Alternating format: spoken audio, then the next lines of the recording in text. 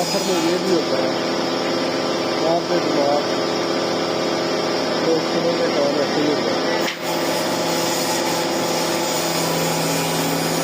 पता नहीं कैसे समझते ऐसे ही हो जाता है।